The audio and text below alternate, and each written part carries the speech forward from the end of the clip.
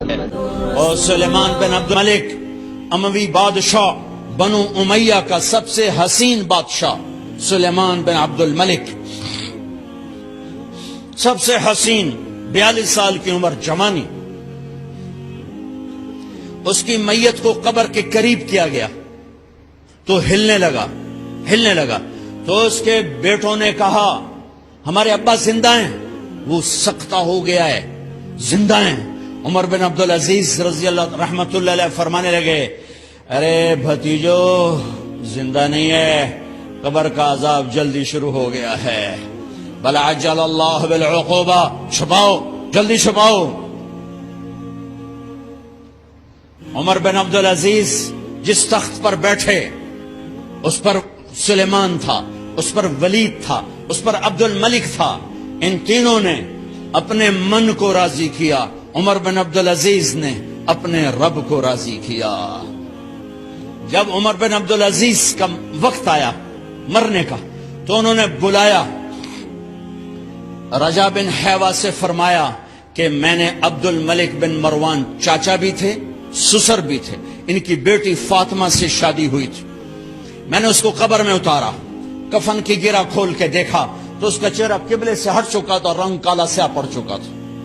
عبد الملک بن مروان گورا چٹا تھا، یہ جگہ سرخ کالا۔ پھر میں نے ولید کو قبر میں اتارا، اس کا بیٹا 10 سال حکومت کی، اس نے 21 سال حکومت کی، اس نے 10 سال کی، ولید بن عبد الملک۔ میں نے اس کے کفن کی گرہ کو کھول کے دیکھا تو اس کا رنگ سیاہ ہو چکا تھا اور قبلہ کی طرف سے چہرہ پھر چکا تھا۔ پھر سلیمان کا واقعہ تو ابھی سنایا۔ پھر سلیمان کو قبر میں اتارا اور اس کے کفن کی گرہ کو کھول کے دیکھا تو اس کا چہرہ قبلے سے ہٹ چکا تھا۔ اب میں جا رہا ہوں، مجھے دیکھنا۔ پہلے تینوں نے حکومت کی پوجا کی اور عمر بن عبدالعزیز نے اپنے اللہ کی پوجا کی۔ انہوں نے ایک بڑا عجیب خطبہ دیا جب خلیفہ بنے، اے لوگو،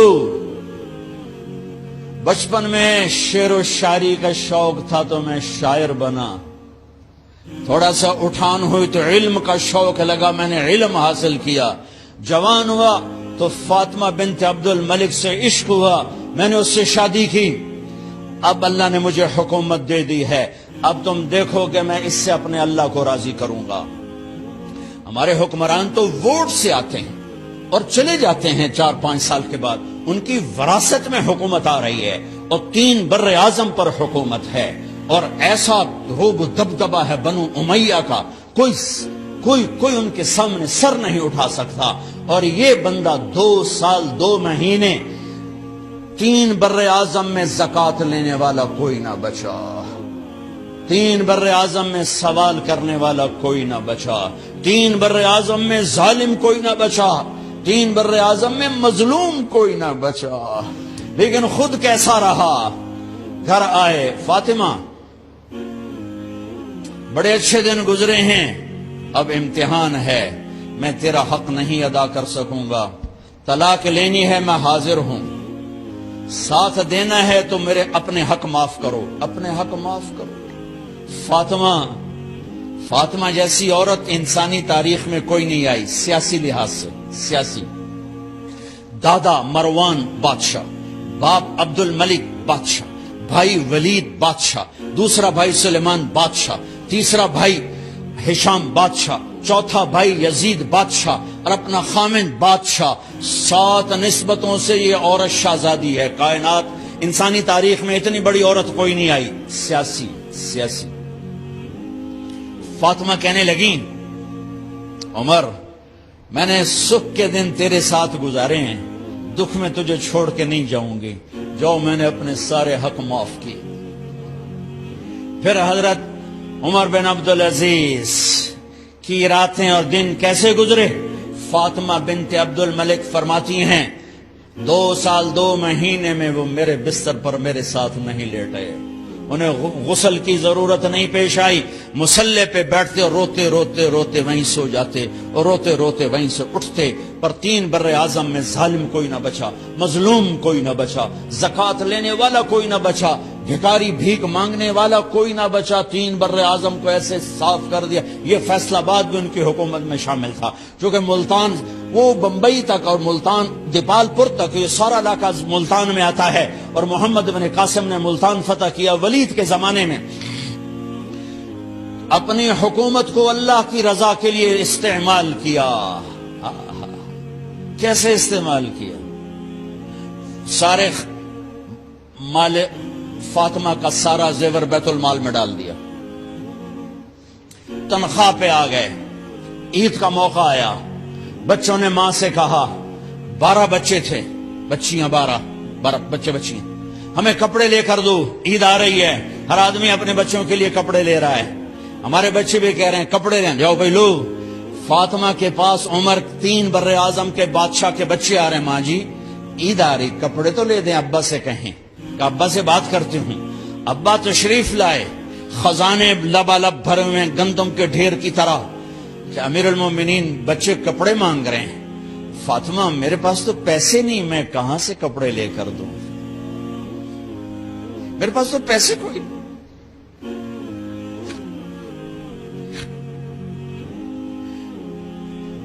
حضرت فاطمہ نے کہا پھر بچوں کا کیا کروں؟ کہا پھر مجھے بھی نہیں پتا کیا کروں۔ اس کے پہلے 3 حکمرانوں نے لوٹ مار کے بازار گرم کیے، ظلم و ستم کے پہاڑ توڑے، اور آج اسی خزانے پہ ایک شخص بیٹھا ہے جو اللہ کو راضی کرنے کے جھنڈے گاڑ رہا ہے۔ تو فاطمہ نے کہا آپ ایسا کریں، اگلے مہینے کی تنخواہ ایڈوانس لے لیں، اس سے میں اپنے بچوں کو کپڑے لے دیتی ہوں، اور گھر کا خرچہ میں مزدوری کر کے گھر کی روٹی چلا لوں گی۔ ارے اپنی تاریخ پڑھو، صرف ڈرامے ہی نہ دیکھتے رہ جاؤ، صرف گانے ہی نہ سنتے رہ جاؤ۔ اور بھی دکھ ہیں زمانے میں محبت کے سوا، راحتیں اور بھی ہیں وصل کی راحت کے سوا۔ انہوں نے اپنے بلایا وزیر خزانہ مزاحم، اپنا ہی غلام، ہاں بھائی مزاحم ہمیں بچوں کے کپڑے چاہیے، تو اگلے مہینے کی تنخواہ ایڈوانس مل جائے۔ وہ کہنے لگے امیر المومنین آپ مجھے لکھ کر دے دیں کہ آپ 1 مہینہ زندہ رہیں گے، میں آپ کو تنخواہ دے دیتا ہوں۔ عمر بن عبدالعزیز سر جھکایا، اٹھے، گھر گئے، فاطمہ میرے بچوں سے کہہ دو کہ تمہارا باپ کپڑے لے کے نہیں دے سکتا۔ اپنی تاریخ تو دیکھو،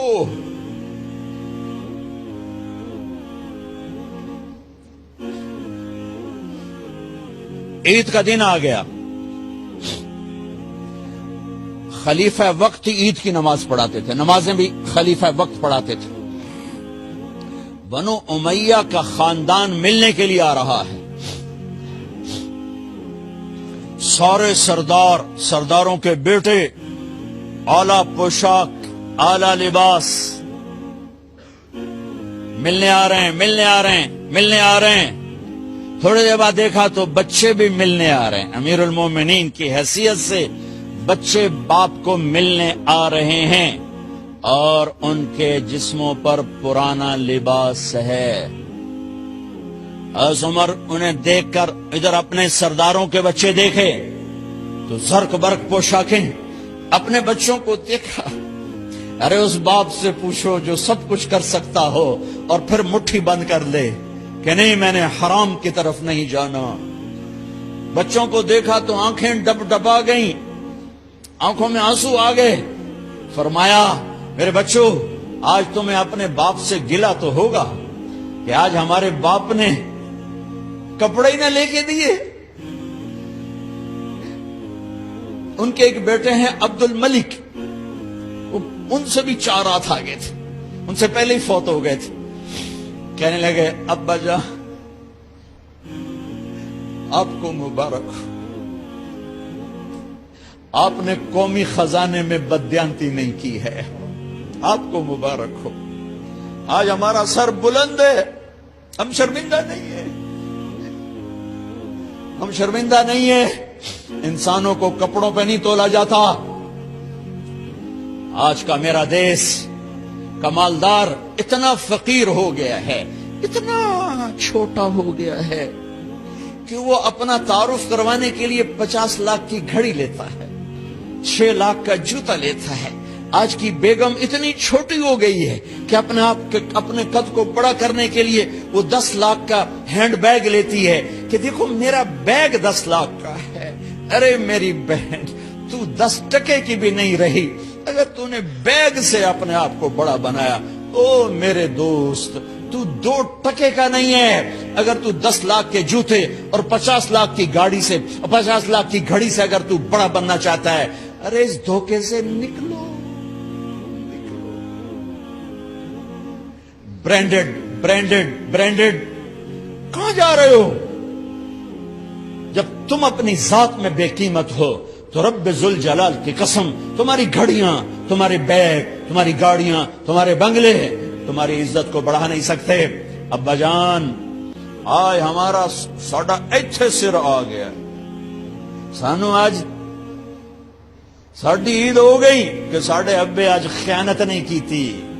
آج ہم خوشی سے بلند ہیں کہ ہمارے باپ نے بددیانتی نہیں کی۔ گھر میں تشریف لائے، کہنے لگے فاطمہ کچھ پیسے ہیں، میرا انگور کھانے کو جی چاہ۔ بس فاطمہ رونے لگی۔ فرمایا امیر المومنین، خزانہ تو بھرا پڑا ہے، 1 درم کا بھی تیرا حق نہیں ہے کہ تو 1 درم لے کے انگور خرید لے۔ تو تھوڑا پٹھے، فاطمہ میں جہنم نہیں برداشت کر سکتا۔ او میرے بھائیو، جو دن رات سود میں پھنس چکے ہو، جو دن رات جوے شراب میں پھنس چکے ہو، کیسے اللہ کے سامنے سرخرو ہو کر کھڑے ہو گئے؟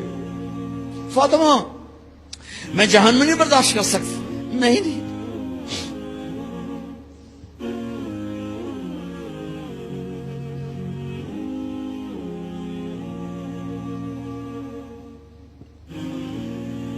ایک رات گھر میں تشریف لائے، بچیاں، بیٹیاں، منہ پہ ہاتھ، کپڑا رکھا، دوپٹہ رکھا منہ پہ، اور بات کریں۔ آپ نے پوچھا ارے کیا ہوا تمہیں، یہ منہ پہ کپڑا کیوں رکھتی ہو؟ تو خاموش ہو گئی، لیکن گھر کی خادمہ رو پڑی۔ کہا امیر المومنین، آج آپ کی بیٹیوں نے کچا پیاز توڑ کے اس سے روٹی کھائی، سالن کوئی، ارے مسری دی دال ہی کوئی نہیں ہے، پیاز، کچے پیاز نہ روٹی۔ آج تا ساڈا مزدور جڑا کوئی نہ کوئی چٹنی بنا بند ہے، 3 بر اعظم دے بادشاہ دیاں دھیاں ہے کچے وصلہ نہ روٹی بیٹھیاں کھاندیاں۔ اور میرے آج کا تاجر کہتا ہے جھوٹ نہ بولوں تو کاروبار کیسے، میرا افسر کہتا ہے رشوت نہ لوں تو گزارا کیسے کروں۔ تو عمر بن عبدالعزیز پھس پہ ہچکیوں کے ساتھ روئے کہ میری بچیوں، میں تمہیں بڑے اچھے کھانے کھلا سکتا ہوں اور میں جہنم کی آگ برداشت نہیں کر سکتا۔ بھائیو، اس بندے نے اپنے آپ کو ذبح کر دی، اللہ کو راضی کرنے کے لیے ذبح کر دی، اپنی ذات کو، اپنے جذبات کو، اپنے احساسات کو۔ جب گورنر ہوتے تھے نا تو حضرت فاطمہ کی ایک باندی تھی، ان سے انہیں عشق ہو گیا، تو اپنی بیگم سے کہتے یہ باندی مجھے گفٹ کر دو، وہ کہتی میں نہیں کرتی۔ جب یہ خلیفہ بنے کئی دفعہ ان سے کہتے مجھے ہدیہ کر دو، مجھے دے دو، وہ کہتے میں نہیں دیتی۔ جب یہ خلیفہ بنے تو ان کی بیگم نے اس باندی کو نہلایا، خوبصورت زیورات سے سجایا، عالی شان میک اپ کیا اور اس کا ہاتھ پکڑ کے لائی، امیر المومنین یہ آپ کی خدمت میں گفٹ ہے۔